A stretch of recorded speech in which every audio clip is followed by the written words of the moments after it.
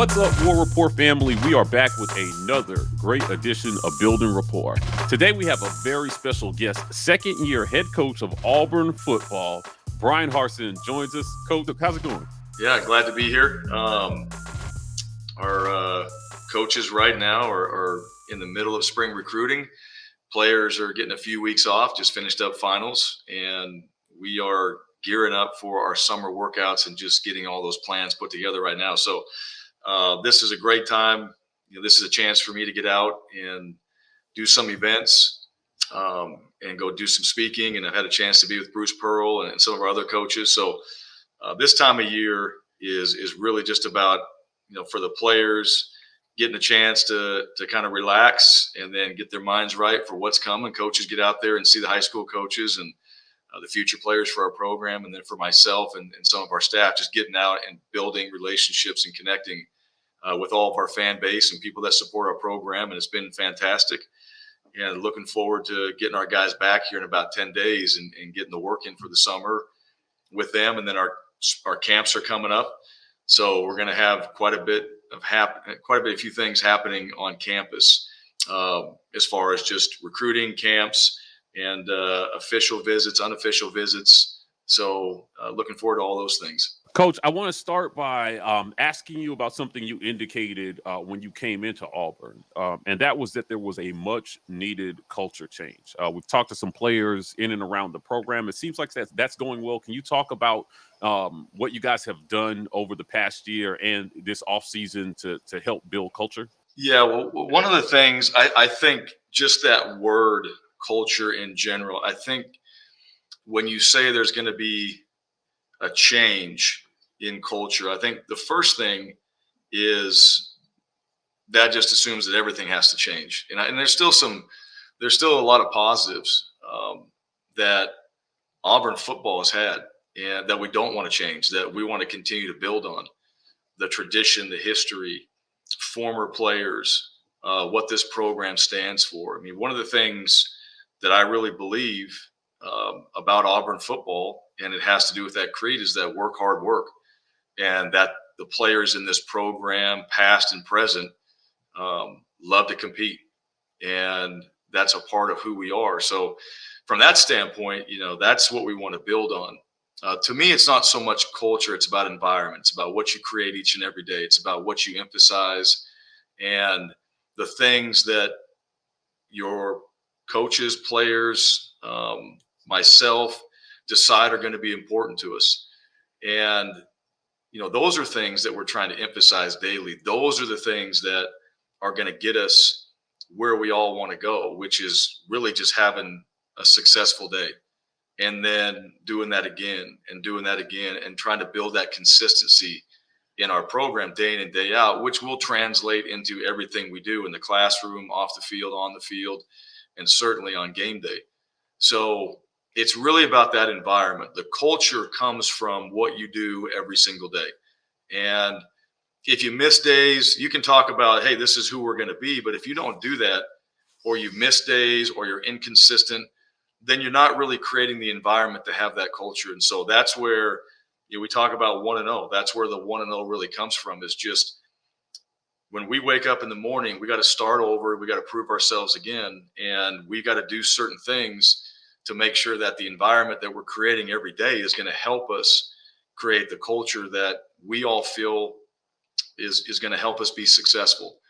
And so building on the traditions here, building on what's in the creed, building on a lot of positive things that Auburn football has done, and really going back and maybe re-emphasizing those, but maybe looking at them from a different perspective, but certainly keeping those as part of our program, and then adding in things now for this team and the identity of this football program that we feel we need to be successful each and every day. So that's really what we're doing. And to me, it's about the environment. It's about what you're doing, what you're creating, the process you have, the standards that you live by, and that everybody in this program really has. And you want to uphold those each and every day. And that's where I think this team has done such a great job. I think the leadership on this team has improved. I think followers on this team has improved, which you need to have in order to have really great leadership. I think the accountability amongst the players has really picked up, and I think those guys have really driven that. And I think the standards, just it's not just the standards that we set necessarily from the coaches, but you're in the weight room and you got to hit 8 reps on this set. You get 7. Well, sometimes it might have been okay to set the bar down at 7, but guys now are gonna sit there and hold on to that bar until they hit 8. Or they're gonna rack the bar up. They're gonna get 8, and so it's little things like that that make the biggest difference. And so I feel like we've made strides in those areas, and really because of our players, the leaders on this team, the coaches, the connection, and all these things, probably stemming from going into year 2 and having a better idea of what we want to accomplish and how we want to do it. I think those are the byproducts of just what we're producing each and every day, and the type of performance we're trying to have daily, so that we can have this culture that we all want to have. Coach Harsin, speaking of cultural things, one of the things about the culture that we've noticed is you all seem to have a concerted thing about trying to create competition amongst the team, right? Like whether it's position battles or just going out and doing things like paintball, right? Like there's a competitive spirit that seems to be there within the facility. How do you all manage that, especially in this new era of the transfer portal existing? How do you manage to maintain those position battle competitions and foster a spirit of guys wanting to just do their best every single day? Yeah, well, let me go back to paintball. I think there was a competitive spirit amongst the players. I think there was a mean spirit from the players towards the coaches. All right, I'll just say that. And I did wonder how that went. You had, half the coaches tapped out towards the end. There was a few of us left standing, and we were going against some of the players, just another team, until we realized that all the rest of the guys were making their way back around to jump in with that team to come and just annihilate the coaches. So at the end there, it was the players won without question. But Coach, it's I saw things like that. I saw a video of you headed with the face paint on, and I told Isaac, I said, Coach looks like he's ready to go body somebody like right now. Hey, that was all. You know what? That was all about intimidation. Just trying to bring that early. And I can tell you this, that did not work. Our guys saw right through that. They're like, okay, yeah, all that is, that's just some face paint there. That's not going to help you, coach. And anyhow, we had some fun doing that. But absolutely, I think the competition brings out the best in everybody. And so every guy that's on this football team wants to play. Every guy wants to compete, to be able to go out there and contribute on the football field and do something to help this program be successful. And one of the things that I feel really strongly about is we can promise you an opportunity. You're going to get some opportunities out there to show your skill, to make plays, to do the things necessary to get more reps and eventually be the starter. And that's what every guy wants. So some guys have played more, and you kind of know that they're going to be in that position, but you still got to get other guys opportunities, because guys are one play away in football. And it doesn't mean it's an injury that's going to take a guy out of the season, but it could be somebody gets rolled up and all of a sudden that next play, it's 4th and 2, and that offense is going to go for it. And now you've got a new linebacker in there, and your production can't drop. Right. You have to go out there and you got to pick right up where the last guy left off. We got to go make that play because it's a critical moment in the game. So the competition, these reps, I think that mentality, that's something that I really believe is one of the best parts about any sport, but football in general, just that you get to compete. You get to go out there and you get 11 guys on the field, and all 11 guys have a job to do, and you're trying to bring that together, and everybody does their 1/11th, then you've got an opportunity to have a successful play. And that's those 11 guys. But then when you bring somebody else in there too, he's had the reps, he's competed, he's earned his opportunity to be on the field. And so as that guy runs in, his teammates are looking at him going, awesome, we're getting better. Like, this guy's coming in here, he's going to help us, he's going to do his job, I can do my job. and you have that confidence in each other because of the competition. You have that belief in each other because of doing things like going out there and paintballing and having some fun and just sitting there and having conversations and talking about the welts on your body and some of the things that we're doing. But it's the beauty of a team sport. And I've told our players this. I mean, I chose to be a coach because I wanted to be a part of a team. So when I got done playing, I know this about myself. I'm much better when I'm on a team. When I'm surrounded by people chasing greatness, when I'm surrounded by people holding me accountable or being a part of something bigger than myself, you want to go and do your part as best as you can. And you want to compete to do your part the best you can. You want to be out in front if you have the ability to do that. So creating competition is extremely important because that's what everybody wants. And so we'll continue that. We'll do it in fun ways. We'll do it in really competitive ways on the field. But then ultimately, that's all what you're trying to have show up on Saturdays for 4 hours is, look, we're going out there to compete. Yeah. Whatever happens, up, down, all situations that happen in the games, just keep competing because you never know what's going to happen. And if you do that, more often than not, you're probably going to have success. Coach, you guys had a lot of competition obviously going on this spring. At the end of that process are player evals. So you have to sit down with every player at the end of that process and talk about where they're at, goals that you have for them, things that you guys noted that they need to improve. Can you talk to us a little bit about that feedback process and what the message is to kids that you see have areas where they need to grow and how they take that? Well, first of all, it starts with, I think through those practices, the players are evaluating themselves already because there's constant film work and evaluation happening every day. Mm-hmm. So that's one thing. Then there's the official sit down with the coaches and going through, all right, this is what you thought you did well. This is what we thought you did well. Here's areas to improve. Here are some goals that are not just football related, life, academics. There's more things to it than just on the field. Here's some goals that you want to achieve through the summer, and here's an action plan behind it. And then they get a chance to sit down with me. And I've done this since I've been a head coach, and I love this. This is one of my favorite times of the year to sit down with every single player. It's usually 30, 40 minutes. Some last longer than others. But I want to know what they heard from their coach. I want to know that what the coach told them and what he's told me, we're all on the same page. Right? Because that's the one thing right there. I mean, miscommunication can sink a lot of things. And I want to make sure that we try to eliminate that the best we can, right? We want elite communication. That is our advantage if we can have elite communication and we know where everybody stands. And so I'm kind of making sure that I'm hearing the same thing from the coaches and the players. And that was, our coaches did a great job of that. I'm asking the players, what can I do to help them achieve their goals? I'm asking our players, do they feel a part of things here? Because I want to make sure, if they do, great. Why? And if they don't, okay, what's the reason? And so trying to identify that.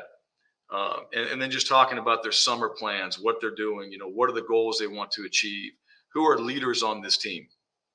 You ask every player and they get to write down the names of who they think are the leaders. And so we go through that evaluation. And there's about 18 questions that I ask them. But I just want to hear their feedback as far as where they think they are, what they think we're doing well, what are things that I can do, their position coach. They do evaluate their position coach as well. And, they get to go elite, excellent, solid, and must improve. I mean, those are the areas. And so they get to tell me like, hey, this is what my coach does really well. These are things I think he can do better. And it's really good feedback because here's the one thing at the end of the day, as coaches too, we're all just a bunch of former players, and being coachable, I think is a really important factor in being successful. And so you got to just, really take the ego out of it and have a low ego, high output type mindset in order to get yourself better. So those meetings are about that. And then, where are guys at? And I want to make sure too, like, look, if we feel like you're in the lead or, you guys are very close, you're going to continue to keep competing. There's a few of those decisions that are made at that time, but really it's about finish strong academically, enjoy your time away. All right. Make sure you keep representing Auburn football like you have been. Come back ready to go in the summer. Here's your goals. Here's your action plan. These are the things that you want to achieve from June and July, in June and July. And then in August, we're going to get back at it again. And where you're going to be at that point, if you do all these things, is going to be that much better. And to me, that's, I learn a ton. There's a lot of things, and it's not always, sometimes it's like, we just have bad soap. We got to change the soap. All right. We got to get some better socks. The shower heads don't work. What can we do in the kitchen to make the food a little bit better? Just because it's all those things that not everybody thinks about. It's the day to day. Like, let's go back to that. It's the day to day. If we're truly trying to go 1-0 and win that day, we're truly trying to have this environment where we're getting better, then every little thing we do and every little thing that's a part of our players' lives, it all matters. Right. And that's really what those meetings are about. So trying to take all that information, put it together. We'll have a team meeting here in about 10 days. I'll present quite a bit of stuff that came out of that. Like, look, and I'll try to simplify it down to 3 or 4 things. Hey, this is where we are. We like the leadership on this team. We like these things. Here's things we got to get better at. And then each individual guy knows what they have to work on as we get into June's workouts and that plan. But it's just it really, what it does, it sets the vision for where we're going now. Because once we get into August, unlike spring ball we can control. When you get into August, there's a deadline. We got Mercer, and Right. we're playing in that game. And once you start that season, it is not stopping. So we need to make sure that we're ready. We're hitting our marks, and we know when that first game hits, the season is on, and we're in it, and we got to be ready for that. Quick follow-up, Coach. What do you do when the gap between where a player thinks he's at and where you've evaluated him to be is large? What do you do when a player may not be connected to reality about where he's actually at? How do you guys tackle that? See, I really haven't. I've had that question. I think that's an assumption. I really haven't experienced that where it's so far off. And the reason is our players' lives. I mean, it's a documentary. Every day in the weight room, on the field, I mean, so many things are filmed, and there's a constant evaluation that's going on.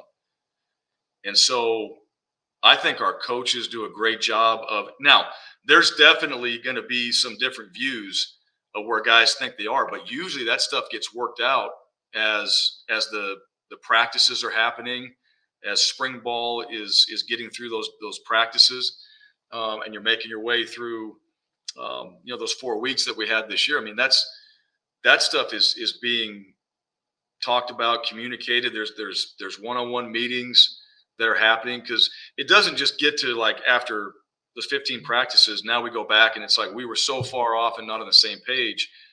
No, we're trying to make sure that we're helping our players get better, they're improving, and that there's a disconnect or anything, we're trying to solve that as fast as possible and not let that thing just fester, because that's where the issues come up. There's just, and that goes back to the communication piece. If there's poor communication, you're going to have where players and coaches are just not on the same page. Yeah. And so I think we do a really good job of studying the film, talking with our players, trying to identify those things, and not get to that point where there's just this big disconnect. But certainly if that does happen, that's why we have those meetings. Let's sit down and we can always go back and go to the film. We can go to the reps. We can go to the grading scale that we use and just go back through it and go, okay, well, what are we missing, and make sure that we get on the same page. And if we can't, then there's a problem at that point. But that usually doesn't happen. All right, Coach Harsin. So here's the big one that I know everybody wants to talk about, and that is the competition at kicker. No, I'm just That's kidding. right. Yeah. Tell us if Evan McGuire is gonna. Yeah, no, everybody wants to know Uh, about the quarterback position, of course, because that's always the marquee position. So, what I really want to hear from you is not necessarily who's in the lead, unless you just want to give us the scoop right now on who's in the lead. But what I really want to hear is what are you looking for? What are you evaluating that leads to the decision of this is a guy who I want to turn over the reins to my offense? What are the things that make a coach because you're the offensive coordinator this year? It's got to be your guy. What's a coach Bryan Harsin quarterback supposed to look like game in and game out? well, I actually did want to talk about the kickers. No, hey, listen, Hey, we it's can talk all about it. We got Anders back, Oscar Chapman, yeah, Evan. I mean, there's a really great group of guys. Alex McPherson coming in. Mm-hmm. We're You got excited about Monterey. him. So the quarterback position. So Eric Keesaw is our offensive coordinator and quarterback coach as well, and I'm obviously involved in that. And the one thing about Coach Keesaw, he played quarterback at Portland State, so he's been around that position, and also has been in this offense and been around me for the last several years. So, you know, that's always the question, right? Like, what's going on with the quarterback position? Here's what I believe. We had 15 practices. Those guys got a lot of work in. One guy that was restricted was Zach Calzada because of his shoulder. So he had to sit out some of the team reps because we couldn't risk him just getting hit. And shouldn't, but those things happen sometimes at practice. So we didn't want to put him in a bad position that way. But as far as our quarterbacks go, there's a lot of information that these guys have to gather every single practice and be ready to go out there and execute. And the reality of it is our quarterbacks need to have really good days consistently, because if they don't have a good day out there throwing the ball, then our receivers aren't getting the work and we're not getting in the right plays and so on. But, you know, one of the big factors for me in just playing this position and studying this position and trying to really just master the quarterback position itself is learning, like, what has made other quarterbacks successful. And one of the things that I really believe in is toughness. Mm-hmm. If you watch quarterbacks and you watch these guys that just don't flinch, they'll take a hit. They won't flinch. And I go back to Donovan McNabb. That was where it really stood out to me. And I remember watching him standing in the pocket, and he's got the center's helmet about 7 inches from his face. And this nose is driving the center back, and he's just standing in the pocket, and he delivers the ball. He never flinches, winces, nothing. And I started watching other players like that at the quarterback position, and you see it now. Yeah, they just have a tremendous amount of toughness to stand there and deliver the ball. And that's the physical component of it. And then there's the mental side of it. And at the quarterback position, you get way too much credit and you get way too much blame. Right. And so, you know, do you have the mental toughness to throw the ball away when that's the right decision? You might get booed out of the stadium, but you made the right decision for the team, which is what their responsibility is to go out there and put our offense, but our whole entire team in the best position to be successful. The other one now is preparation. And you have to be a guy that just loves the grind of learning and developing yourself. And you have to prepare. So, you know, the old gym rats, right? Hey, this guy's always around. He's always studying. He loves ball. He's always got a ball in his hand.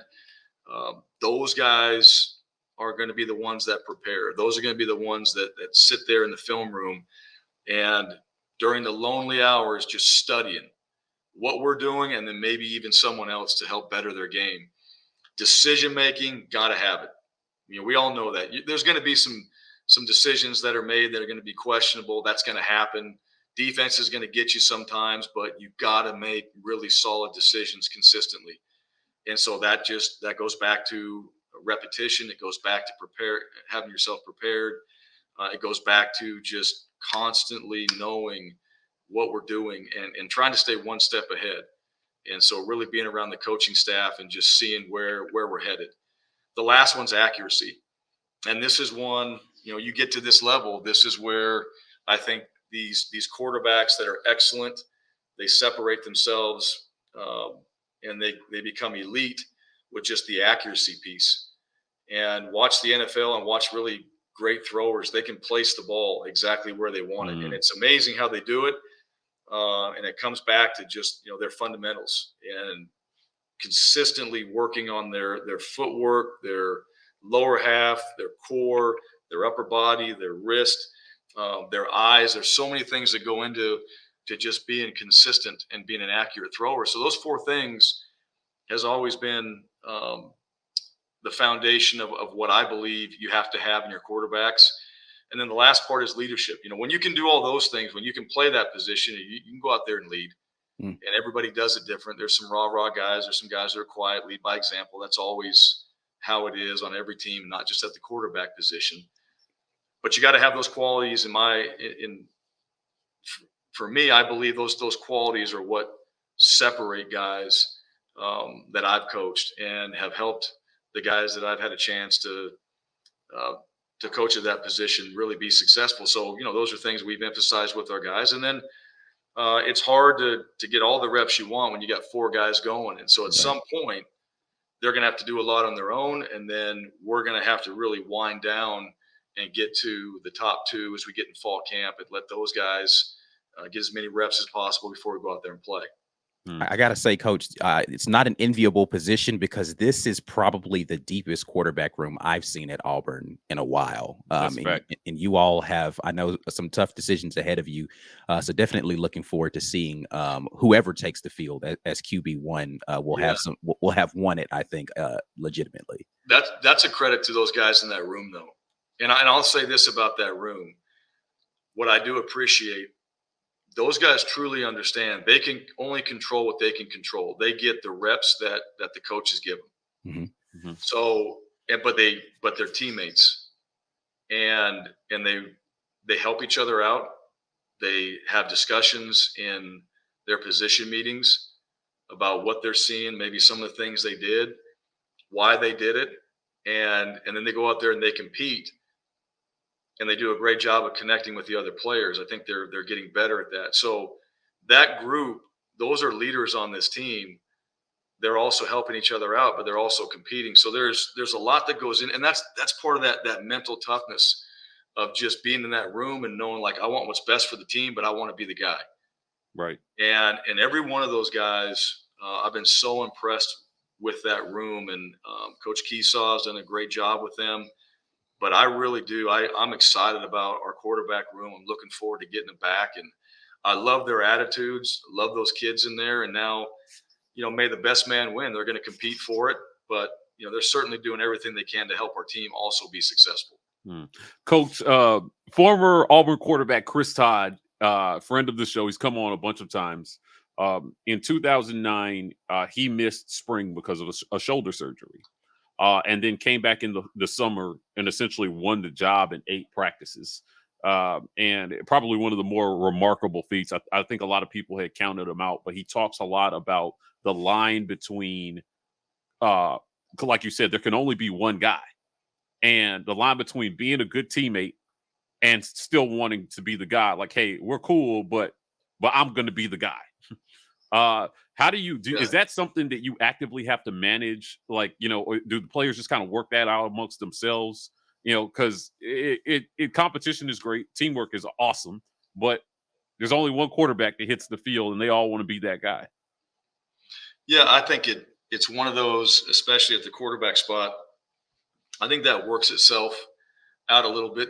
Everybody knows when we go out there on the field, and no one has to tell at least this group of players, like, hey, there's now I'll go back. You can play more than one quarterback.